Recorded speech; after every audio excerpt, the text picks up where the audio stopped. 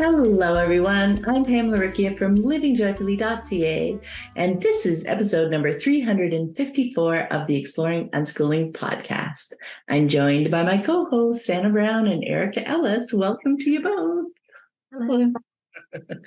A quick reminder for listeners, have you checked out the Living Joyfully shop lately?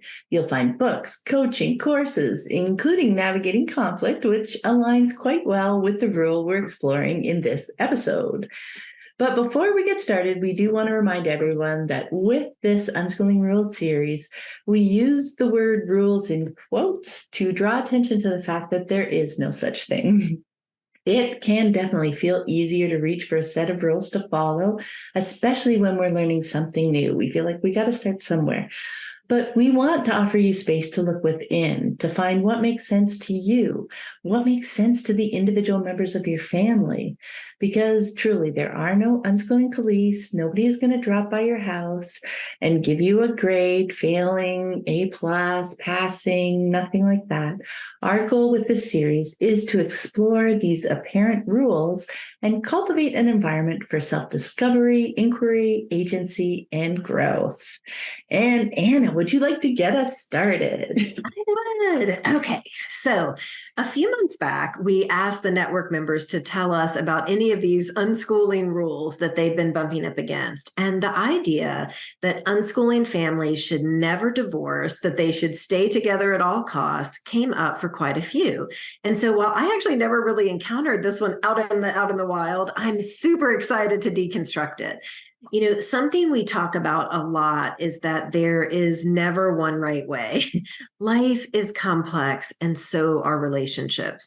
When we get stuck in rigid thinking that things have to look a certain way, it shuts down our creativity.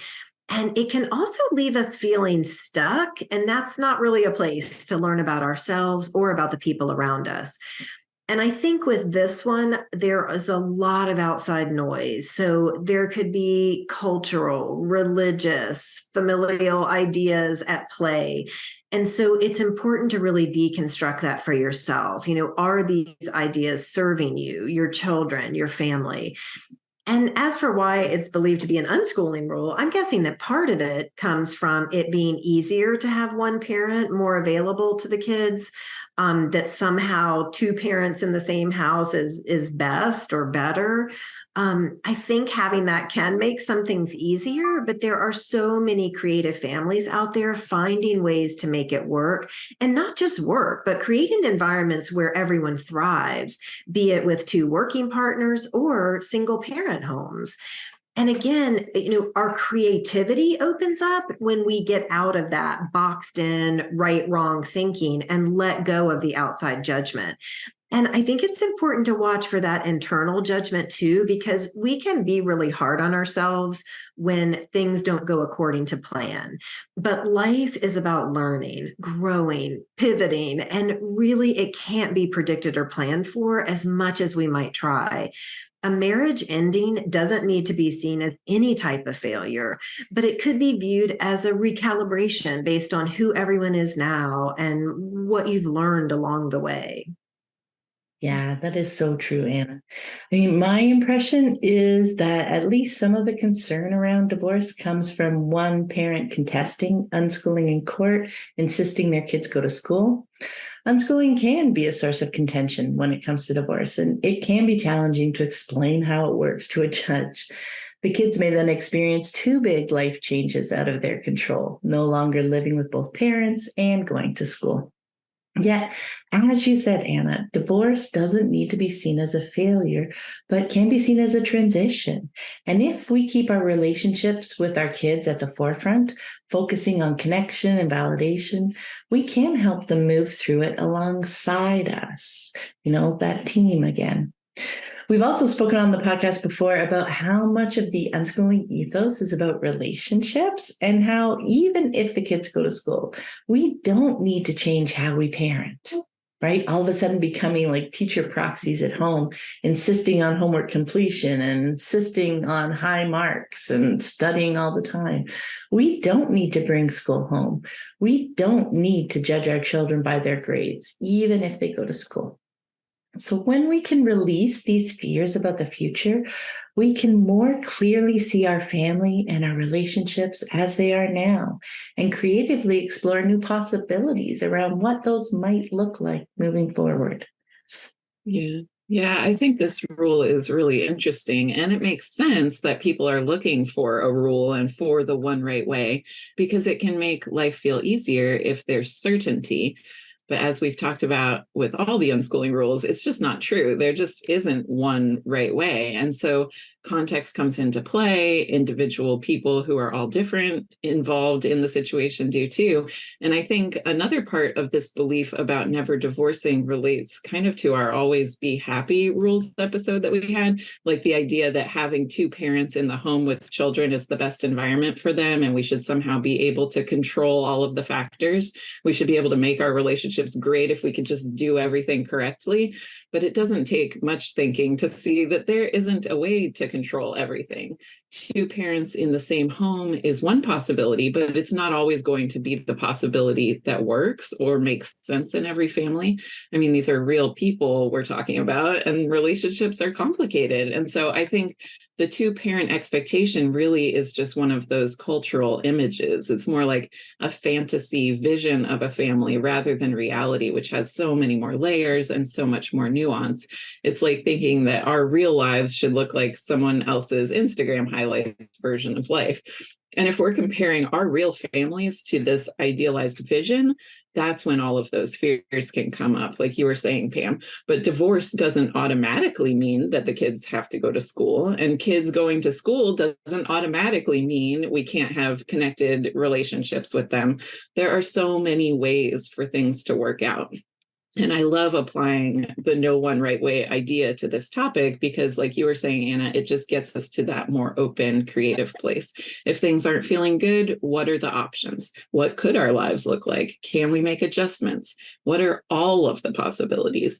And there really are just endless ways to navigate parenting and partnership, responding to our unique context and considering the different unique personalities in our family. We can find creative solutions that work for us, and there's just not a right answer.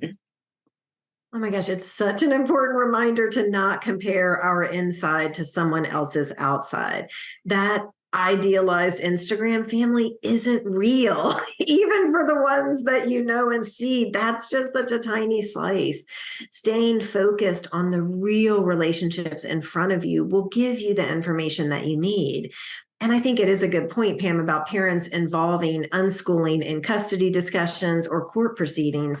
And I've definitely seen that over the years. And it brings to mind a couple of things for me. And one is to focus on validation, really double down on strong communication so that unschooling doesn't become a weapon.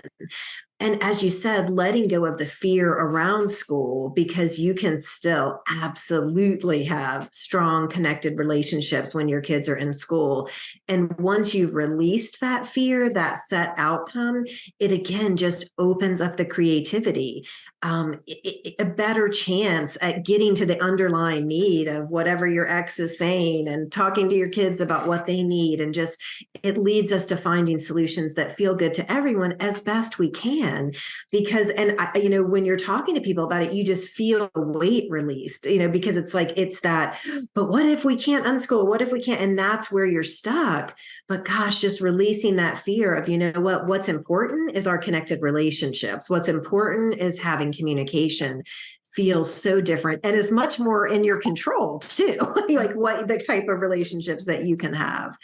I think it's so helpful that the same ideas that we talk about related to our kids and relationships on all the podcasts and in the network continue to serve us, even if our relationships are changing. Understanding ourselves and our differences is key to strong communication and navigating conflicts. Because even if we're ending our marriage, we are still connected to this person pretty much for life because of the children. So understanding one another and being able to communicate about the hard stuff is so helpful to everyone's level of satisfaction and health. And now that does not mean that there won't be challenges and upsets and disagreements. But when we use the ideas we talk about so often, it can truly help us move through even very difficult conversations with a lot more grace and ease. The Foundation series on the Living Joyfully podcast is a great place to kind of get a refresher on some of those ideas, things like understanding our differences and being open and curious. You can just start at the beginning of the podcast, or you can find it bundled in our shop, livingjoyfullyshop.com. The conflict series also has a lot of gems that can help in improving communication. Things like assuming positive intent, looking for underlying needs, releasing set outcomes. Those are a few that just come to mind and are helpful ideas when navigating a divorce and figuring out the next steps for your family. I think understanding the goal of strong communication doesn't need to be that the relationship stays the same can be helpful. Just releasing again this expectation or idea. Relationships evolve and some aspects will fall away and others may change, and all of it is okay. And keeping in mind, there can be certain relationships that are so toxic that it isn't safe. I just want to mention that quickly, because that is a different situation. The safety of everyone in the family is always a priority. But more often than not, it's just differences, different goals, different needs. Things have changed. Tuning into who you are and what you need will guide you to your decision, shutting out all of that outside noise, because again, there's no rule, not from unschoolers, not from the church, not from whatever, like that can all be tuned out into who you are and how you want to move through the world. You get to create the family that works for you, and that can look whatever way feels best to all of you. Yeah, and thank you very much for mentioning the safety piece, because yes, safety is a priority. So, and alongside that cultural story that divorce means you failed miserably and it's going to be a long and arduous fight, I feel like there's just so much fear wrapped up in it all that it's just hard to imagine another way through it, right? But even if the idea of divorce has started bubbling up and things are feeling deeply strained, it is worth the energy and the effort to work on our relationship with our spouse, because, as you mentioned, Anna, they will most likely continue to be part of our children's life and by extension ours. So the better we understand ourselves, each other, and our myriad of differences, the more effectively we can communicate and navigate this challenging season. And with that may also come some softening. Like that's what I feel as you release the fear, and recognize that, yeah, that fear is about the future and it's me telling like the worst story possible. But when I can release that, and start to that opens me up to understanding myself, to listening to my inner voice a little bit more, to understanding that people are different, and just letting that in rather than feeling I need to resist and need to be hard through it. I come to recognize that we are less enemies and we really are more just different people. We have different needs and goals and ways of moving through the world. So maybe that brings us closer and we move through this season more supportively, better understanding each other's needs, and maybe we discover that we want to stay together. Or maybe we continue on a path that includes divorce, but with more understanding and empathy. Both paths are better off for our newfound awareness. Like this work helps no matter how things unfold, right? Right. Yes. I think when we get stuck in a place of thinking that we're doing something wrong if our relationship isn't working, or that we need to place blame somewhere, then communication shuts down. Even if we're not on the same page, communication and relationship tools that we talk about in Unschooling can help us move towards that mutual understanding. And I think that having that foundation where we have practice communicating and we've been working towards these strong connected relationships, that only helps when things get more difficult. I know for me, diving into our personality differences has helped me and Josh so much in our relationship. I know you both have talked before about not taking someone's personality personally. And I think in many ways, I used to do that. His brain is just so different from mine. So I would often feel like, why don't you think like me? Why don't you get it? But I think seeing how different each of my kids are and really valuing and respecting that has helped me realize that there isn't a right way to be. And I've gotten better at communicating with all of them about my experience without feeling like they should all agree with me or experience things the same way as I do. I'm much more curious about Josh's way of moving through the world than I used to be, rather than judging him or trying to get him to see things my way. I get more curious about him and try to understand why he reacts the way he does or why he makes the choices he does. So in that way, I think unschooling has really helped us have a more connected relationship with a lot less conflict.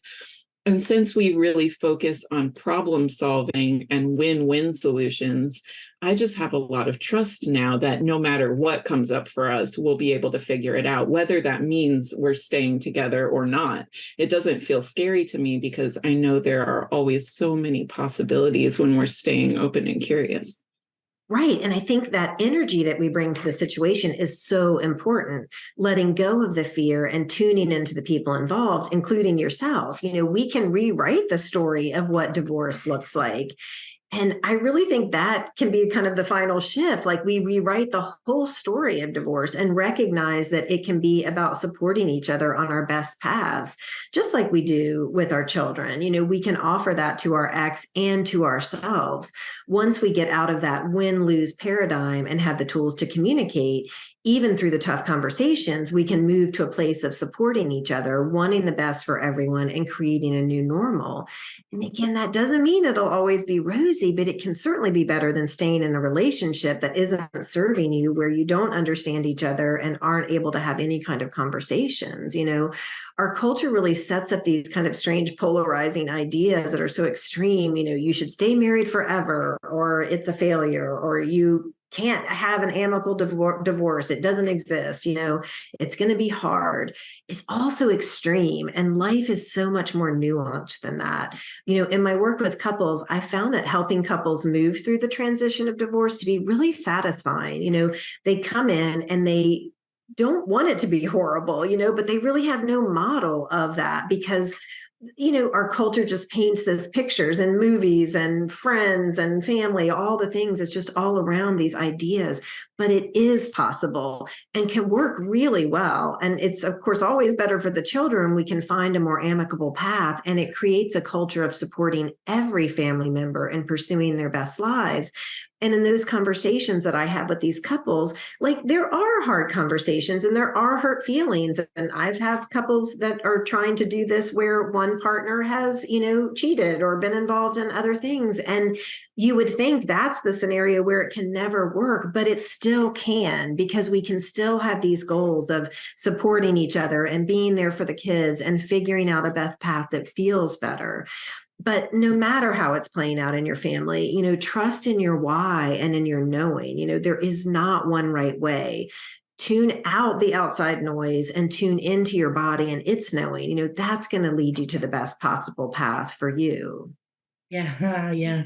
I feel like moving out of that win-lose paradigm and into the story of supporting each other on our best paths, as we do with our children, can be a life-changing paradigm shift. I mean, my experience is similar to yours, Erica. It was like coming to recognize the difference in my children and knowing like they're all in the same environment. But when you can recognize how differently they move through the world, like because before my relationship with Rocco, I didn't have a lot of, that deeply connected and trusting relationships to understand another person at that depth. So it was when I had kids that I really started seeing up close how different people can be. And then through learning that, I could bring that understanding to and widen up the relationship with my partner, with Rocco, and not have so many expectations. And why can't you see things this way? And why don't you, et cetera, et cetera. So yeah, I found that very interesting. And I mean, just imagine putting all that energy that's wrapped up in the idea of winning towards exploring other more supportive paths. Like, I just feel that energy of the resistance and of trying to convince people, et cetera. When you can release that win-lose paradigm, and it doesn't mean stuffing down that energy. It's moving through it. And now I can take that energy and do something else with it. It's true that culturally we don't have many models of different ways to navigate the challenges that can come with divorce. But that doesn't mean, just as you were saying, Anna, that they don't exist. We get to choose our path. Yeah. I love that so much. It's possible to completely disagree and still move forward in a way that can work for everyone involved. Remembering that we're all different, we're all doing the best that we can in each moment, and that there are endless possibilities. These are just big paradigm shifts that lower the intensity of the situation and give us some space to be creative and look for solutions. So, yeah, I think it's just really like so many other topics we've explored. When we release judgment of ourselves and of the other person, we release the fears and the cultural messages that we're holding on to. We're able to just look at what's going on and make the next choice that makes sense. And I know some people who get to a place where they feel like their relationship is pulling apart will have this open, curious exploration of all their options and decide to stay together. And others will decide to separate. And those choices will for them and their very unique families and experiences. There's just no one right way, and people are all different. It's true. And I'm so glad we talked about this and kind of hopefully put it to rest because, I really hate thinking of anyone out there carrying any additional weight around divorce because that decision is always going to be weighty and big and involve a lot. Like you don't need any weight from anywhere else because you've heard unschoolers shouldn't divorce. They do, just like any other population. And I would argue that they're best equipped to move through it in a way that centers the children and finds the win-win solutions along the way. It will not always be easy, but when you're remembering your why, keeping lines of communication open and remaining connected, it doesn't have to be something to be feared. Yeah, I love that so much. Thank you both. I really appreciate your insights and your participation in this. I think it is such a big, it's one I have heard for many, many years floating around in the unschooling ethos. So I really enjoyed diving into it and just picking it apart because we don't have to absorb those stories that we hear out there. And before we go, I do want to encourage you to check out the Living Joyfully shop because there you'll find our courses, which include navigating conflict and validation, along with books and coaching options that you might find helpful on your journey. And you can find all that at livingjoyfullyshop.com. Thank you very much for listening, and we'll see you next time. Bye. Bye.